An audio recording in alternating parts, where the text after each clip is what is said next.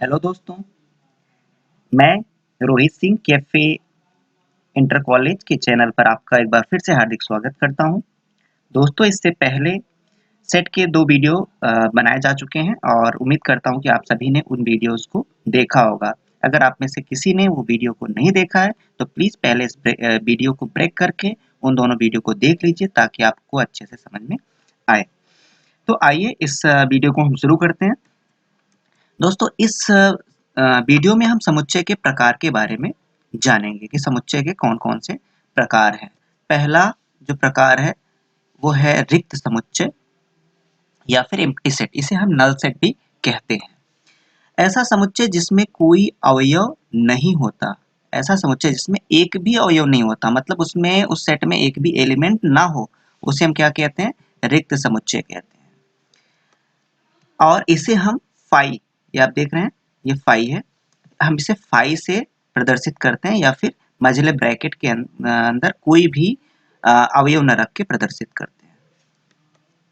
चलिए एग्जांपल देख लेते हैं। एक एग्जांपल है a is equal to X, जहां x जो है वह नेचुरल नंबर है, x बिलोंग्स टू n, और x जो है वो 3 से छोटा तथा 5 से बड़ा है।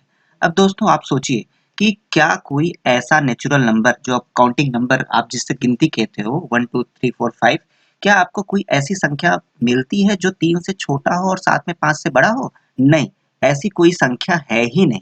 तो आपका ये क्या हो गया? फाई सेट हो गया। क्या हो गया ये?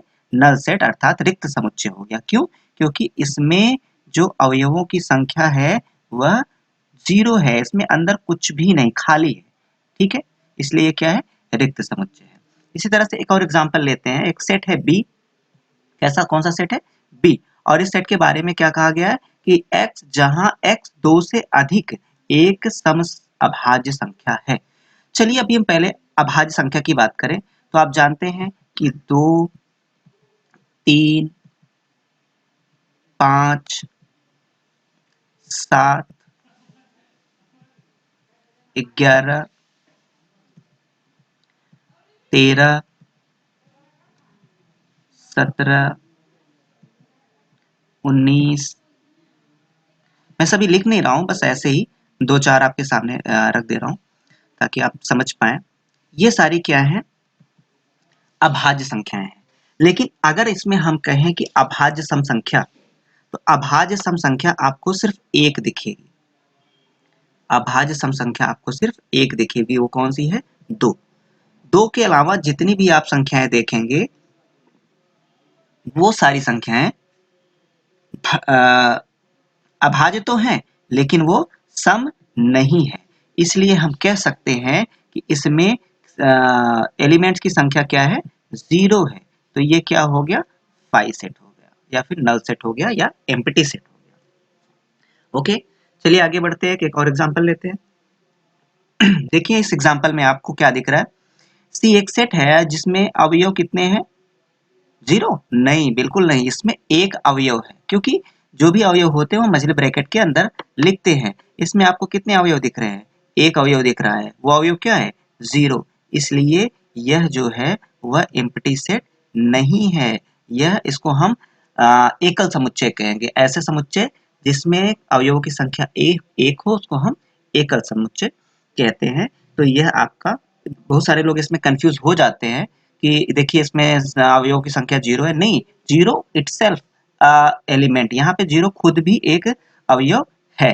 इसलिए ये नल समुच्चय या फिर नल सेट नहीं है, रिक्त समुच्चय ये नहीं है। अगला एग्जांपल लेते हैं, d इक्वल टू 5। अभी देखो मैंने आपसे बताया था कि इसको 5 से डिनोट करते हैं, बट यहाँ पे क्या है? यहाँ पे इस सेट के अंदर 5 एक एलिमेंट के रूप में है, इसलिए ये भी नल सेट नहीं है, ये भी रिक्त समुच्चय एम्प्टी सेट नहीं है। अगला एग्जांपल लें तो यहाँ पे देखिए, यहाँ पे हमने बात क्या की थी कि इसको हम किससे डिनोट करते हैं?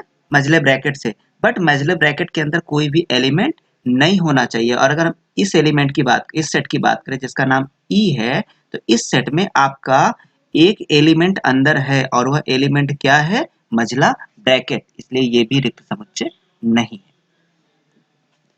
हम एक बार इस स्लाइड पे जो भी हम लोगों ने बाद में लिखा है इसको क्लियर कर देते हैं जिससे अगर कोई इसका नोट्स लेना चाहे तो वो इसका स्क्रीनशॉट लेके रख सके। आपने स्क्रीनशॉट ले लिया होगा। चलिए आगे चलते हैं अगले स्लाइड में। जो अगला हमारा टॉपिक है, अगला टॉपिक हमारा वो है परिमित परिमित समुच्चय तथा अपरिमित समुच्चय। इंग्लिश में इसको finite set and infinite set कहते हैं। परिमित समुच्चय को फाइनाइट सेट और अपरिमित को इनफाइनाइट सेट कहते हैं। तो चलिए आइए इसके बारे में हम जानते हैं। देखिए परिमित समुच्चय क्या है, व्हाट इज फाइनाइट सेट। ऐसा समुच्चय जो या तो रिक्त हो, या तो रिक्त हो मतलब उसके अंदर एक भी एलिमेंट ना हो, ठीक है, एम्प्टी सेट जिसे हम कहते हैं, या फिर अवयवों की संख्या निश्चित हो, कंफर्म हो कि इसमें कितने एलिमेंट हो, दैट शुड बी काउंटेबल, हम उसकी गणना कर सके, उसको हम गिन सके कि इसमें कितने एलिमेंट है, भले वो लाखों करोड़ों अरबों हो चलेगा, लेकिन उसको गिना जा सके। ऐसे समुच्चय को हम परिमित समुच्चय कहते हैं। एक बार फिर से समझ लीजिए, परिमित समुच्चय क्या है, ऐसा समुच्चय जिसमें अवयवों की संख्या निश्चित हो, उसको हम परिमित समुच्चय कहते हैं। और वहीं अपरिमित समुच्चय मतलब इनफाइनाइट सेट की बात करें तो इसमें अवयवों की संख्या क्या होगी, अपरिमित होगी, मतलब इनफाइनाइट होगी, जिसमें अवयवों की संख्या इतनी हो कि हम उसको काउंट ना कर सके, नॉन काउंटेबल हो, ऐसे समुच्चय को हम अपरिमित समुच्चय कहते हैं। समुच्चयों में कुल अवयवों की संख्या को हम एन ऑफ एस पढ़ते हैं, उसको इससे डिनोट करते हैं, से प्रदर्शित करते हैं। और इसको हम क्या कह सकते हैं, इसको अगर हम पढ़ना चाहें तो इसको हम क्या पढ़ सकते हैं कि number of element in S. एक चीज और जान लो, अगर आपको कोई सेट ए है, अगर आपके पास कोई सेट ए है और इसमें नंबर ऑफ एलिमेंट को शो करना है तो इसको हम नंबर ऑफ एलिमेंट इन ए लिख देंगे। ओके, कहने का मतलब कि यहाँ पे जो एस लिखा हुआ है ऐसा मत समझिएगा कि हमेशा एन एस ही लिखा जाएगा नंबर ऑफ एलिमेंट के लिए। यहाँ पे चूंकि सेट एस की बात हो रही है तो number of element in S लिखा हुआ है, या अगर सेट ए की बात होगी तो नंबर ऑफ एलिमेंट इन ए कहा जाएगा। चलिए एक एग्जांपल देखते हैं।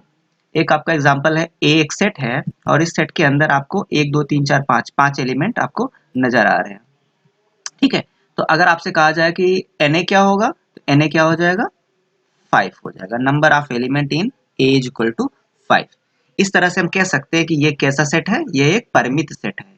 ये कैसा सेट है, फाइनाइट सेट है, because the number of element in this set is countable, that is fixed, that is 5। That's why we can say this is finite set. Okay, next देखते हैं,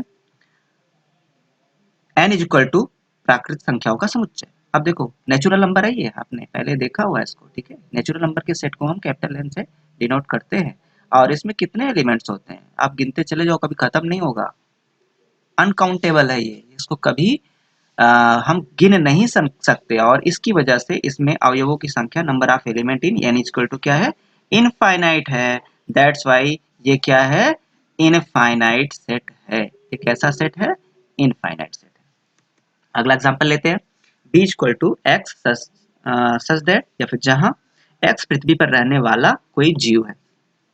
देखिए पृथ्वी पर रहने वाले जीव को अगर हम ऐसे बात करें तो हम एक बार हमसे पूछे तो हम कहेंगे भैया असंख्य होते हैं, लेकिन सच्चाई ये नहीं है। जो हमारे वैज्ञानिक लोग हैं जो इस पे रिसर्च कर रहे होते हैं, जो इस पे काम कर रहे होते हैं, उन्होंने इसकी कुछ ना कुछ संख्या हमेशा निश्चित करके रखी हुई है, और जब कुछ नया कोई जीव मिलता है तो वो संख्या में उसको ऐड कर देते हैं। तो चूंकि मुझे एग्जैक्टली पता नहीं था कि कितने नंबर्स हैं, दैट्स वाई मैं यहाँ पे p लिख दिया, p फॉर पॉसिबल। तो मैं सिर्फ ये बताना चाह रहा हूँ कि यहाँ पे भी ये अगर ये सेट आपसे पूछा जाए तो आप इसको क्या कहोगे, फाइनाइट सेट कहोगे, because it is possible to count how many creatures are on this earth. वो पॉसिबल है, हम उसको काउंट कर सकते हैं, that's why this is finite set. आगे बढ़ते हैं। अगला example, c is equal to x such that x belongs to r, x belongs to r, तथा x जो है वह 1 से बड़ा और 2 से छोटा है। भाई देखिए एक समझने वाली बात होगी यहाँ पे कि 1 से 2 के बीच कितनी प्राकृतिक संख्याएं आप गिन नहीं सकते। 1.1 जो है वह भी एक संख्या है, 1.01 जो है वो भी एक संख्या है। माउस से लिखने में थोड़ा समस्या होती है। अभी 1.01 001 कहें तो वो भी 1 और 2 के बीच की संख्या। इस तरह से आप लिखते चले जाइए, अनंत अनंत संख्या आपको मिलेंगी, आप इसको कभी काउंट नहीं कर सकते। और इसी अनंत की वजह से हमने यहाँ पे अनंत लिखा हुआ है कि सी में अवयवों की संख्या, number of element in C is infinite, और इसी वजह से सी भी क्या होगा, एक इनफाइनाइट सेट होगा। एक आखिरी एग्जांपल इसमें हम ले लेते हैं, a is equal to X such that x belongs to n। a एक सेट है जिसमें x उसके एलिमेंट्स हैं, और x की प्रॉपर्टी क्या है, उसकी x जो है, सारे x क्या है, नेचुरल नंबर है, और वह 3 से छोटे और 5 से बड़े हैं। ये एग्जांपल मैंने अभी ऑलरेडी पहले लिया हुआ था, आपने देखा होगा पिछले स्लाइड में जब मैं आपको एम्प्टी सेट के बारे में बता रहा था। तो फिर से आप समझ सकते हैं कि कोई ऐसी संख्या नहीं है जो 3 से छोटी हो और 5 से बड़ी हो, साथ में वो नेचुरल नंबर भी हो। ऐसा कोई एक अंक आप नहीं पा सकते। That's why the number of elements in this set is 0। और हम जानते हैं कि ये क्या हो गया, रिक्त समुच्चय हो गया, और रिक्त समुच्चय स्वयं भी एक फाइनाइट सेट अर्थात परिमित समुच्चय होता है। चलिए ठीक है, तो अगर आप इसका स्क्रीनशॉट लेके इसको नोट्स के रूप में रखना चाहें तो आप ले सकते हैं। आई थिंक आपने ले लिया होगा इसका स्क्रीनशॉट। चलिए आगे बढ़ते हैं। एक सेट होता है जिसको हम कहते हैं समान समुच्चय या फिर इक्वल सेट। इसके बारे में हम जानते हैं। तो ये अगर कोई दो समुच्चय है ए और बी, ठीक है, और जो एलिमेंट ए में है वही एलिमेंट बी में भी, ठीक है, कोई भी एलिमेंट इसमें से बदले ना, तो इन दोनों समुच्चय को हम समान समुच्चय कहेंगे। यहाँ पे लिखा हुआ है दो समुच्चय ए और बी समान समुच्चय कहलाते हैं यदि उनके अवयव समान हो।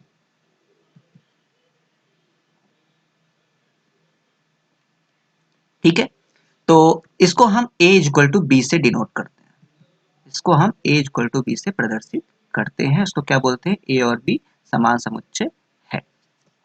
इसी तरह से अगर उसमें से एक भी अवयव बदल गया, या फिर ऐसा हो गया कि ए के सारे अवयव बी में है, बी में कोई एक एक्स्ट्रा एक अलग से और अवयव है, जैसे ए में 5 है और बी में 6 एलिमेंट है, पांचों एलिमेंट दोनों में सेम है, लेकिन बी में छठवां जो एलिमेंट है वो ए में नहीं है, तो ऐसे केस में इसको हम क्या कहेंगे, असमान समुच्चय। ठीक है, क्या कहेंगे, असमान समुच्चय, और इसको हम डिनोट करेंगे ए नॉट इक्वल टू बी से, इससे हम इसको प्रदर्शित करेंगे। ठीक है, इक्वल के साइन को काट के। चलिए एक एग्जांपल उठाते हैं, a इज इक्वल टू 1 2 3 4 5 और b इज इक्वल टू 2 4 3 1 5। आप देखें तो a और b में सेम एलिमेंट्स हैं, कोई भी एलिमेंट अलग नहीं है, बस इनका क्रम बदला हुआ है। और हमने आपको पहले भी बताया है कि क्रम के बदलने से कोई परिवर्तन नहीं होता, इसलिए a और b समान समुच्चय हैं। एक दूसरा एग्जांपल हम लेते हैं, a इज इक्वल टू एक सेट है जिसमें एक एलिमेंट है 0, और बी की बात करें तो ये क्या है, एम्प्टी सेट है। 2-3 बार हमने इसको देख लिया कि 3 से बड़ी और 14 से छोटी कोई संख्या हमें नहीं मिलेगी। यहाँ पे एक चीज आप ऐड कर लेना, x belongs to natural number, ये जरूर ऐड कर लीजिएगा। फिर अगर नहीं करेंगे तो भी कोई दिक्कत नहीं है, फिर भी रहेगा तो ज्यादा बेटर है, x बिलोंग्स टू n। ठीक है, तो अब आप देख सकते हैं कि इसमें ये जो हमारा b है, b में कितने अवयव हो गए, b एक्चुअल में आपका क्या हो गया, एम्प्टी सेट हो गया। क्या हो गया, एम्प्टी सेट हो गया, इसके अंदर कोई अवयव नहीं है।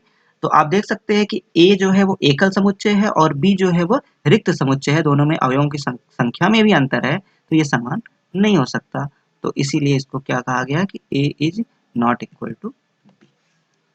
ठीक है, अगला एग्जांपल हम लेते हैं, a is equal to X such that x minus 4 equal to 0। अब देखिए x की कौन सी ऐसी वैल्यू हो सकती है जिसका मान रखने पे 4 आ जाए, तो आपको क्या मिलेगा, 4। तो कहने का मतलब हमारा जो ए सेट हुआ उसमें एक एलिमेंट है, ए सेट में कितने एलिमेंट है, सिर्फ एक एलिमेंट है। इसको हम रोस्टर फॉर्म में अगर लिखें तो ये ऐसे लिख दिया जाएगा, क्या हो गया, पीछे जाना पड़ेगा, हाँ ठीक है, ये ए इक्वल टू 4। ठीक है, ये हमने लिख दिया इसको रोस्टर फॉर्म में। और अगर हम बी को रोस्टर फॉर्म में लिखें तो भाई देखो आप क्या आपको मिलेगा, यहाँ पे एक द्विघात समीकरण है और इसको अगर हम सॉल्व करें तो हमें x इक्वल टू क्या मिल जाएगा, +4, पहले -4 लिख देते हैं, -4 कॉमा +4।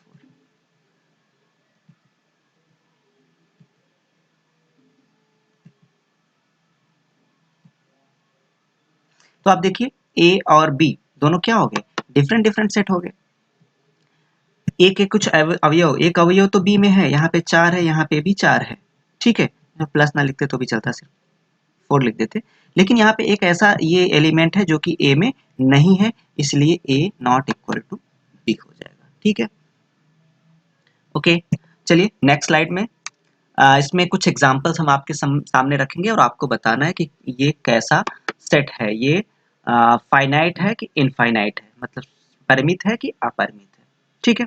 चलिए, पहले लिखा हुआ है कि एक्स अक्ष के समांतर रेखाओं का समुच्चय, एक्स अक्ष के समांतर रेखाओं का समुच्चय, देखिए सॉरी वाई अक्ष के।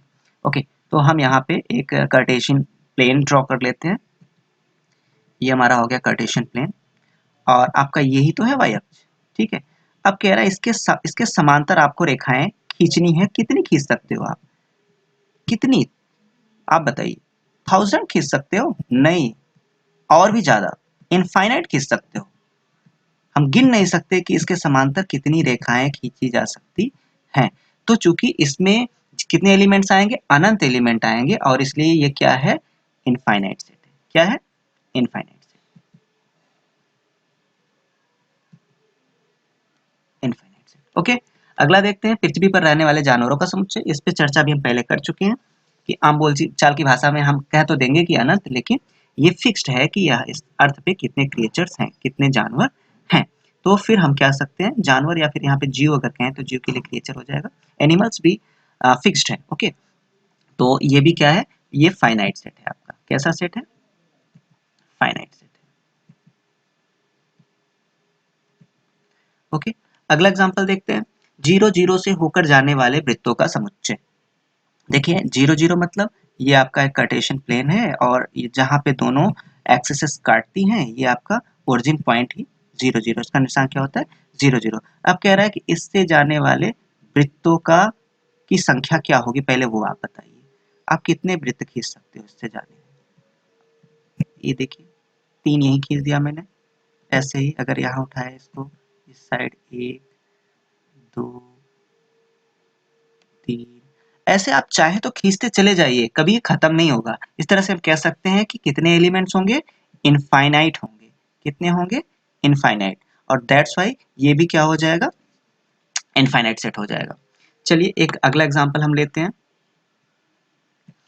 ये आपका लिखा हुआ है कि a इज इक्वल टू 2 4 6 8, ये इसके एलिमेंट्स हो गए, और b equal to X such that x एक धन पूर्णांक, सम धन पूर्णांक है। कैसा है, सम, और साथ ही यह 8 के बराबर या 8 से छोटा है। तो 8 के बराबर या 8 से छोटे धन पूर्णांक क्या होंगे, 2 4 6 और 8, यही तो होंगे। तो कहने का मतलब बी में भी आपके यही सारे एलिमेंट्स आ गए जो एलिमेंट्स ए में थे। तो इसलिए ये दोनों कैसे सेट हो जाएंगे, इक्वल सेट हो जाएंगे। कैसे हो जाएंगे, इक्वल सेट। अगला हमारा जो एग्जांपल है, सेम टू सेम यही है, बस थोड़ा सा इसमें एक पॉइंट बढ़ा दिया गया, इसमें 10 जोड़ दिया गया, और यहाँ पे कह दिया गया कि आपका जो एक्स है वह इक्वल टू और लेस देन 10 है। बाकी जो प्रॉपर्टी थी यहाँ पे भी समधन पूर्णांक और यहाँ पे भी समधन पूर्णांक। तो इसको जब बी को हम रोस्टर फॉर्म में लिखेंगे तो बिल्कुल यही लिख दिया जाएगा, इसलिए यहाँ पे भी क्या हो जाएगा, A is equal to B हो जाएगा। अगला एग्जांपल देखते हैं, a is equal to X such that x संख्या 10 का गुणज है। अब 10 का गुणज क्या होगा, 10 होगा, 20 होगा, 20 30 होगा। कहने का मतलब आप 10 का पहाड़ा पढ़ते चले जाओ, जो भी संख्याएं आती जाएंगी वो सब क्या होंगी, 10 का गुणज। तो इसमें तो पहली सबसे पहले तो क्या हो गया, अनंत संख्याएं हो गई, ठीक है। अनंत संख्या खैर इसमें भी है, 3 डॉट दिख रहा है, इसका मतलब इसमें भी आगे बढ़ता चला जा रहा है।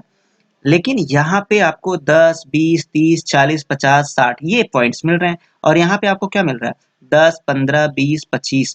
कहने का मतलब ये जो एलिमेंट है वह ए में नहीं है, ये भी एलिमेंट ए में नहीं है। इस तरह से काफी और एलिमेंट्स आगे आएंगे, जैसे 35, 45, 55, ये सारे एलिमेंट ए में नहीं होंगे, इसलिए A is not equal to B. क्या मिल जाएगा हमको?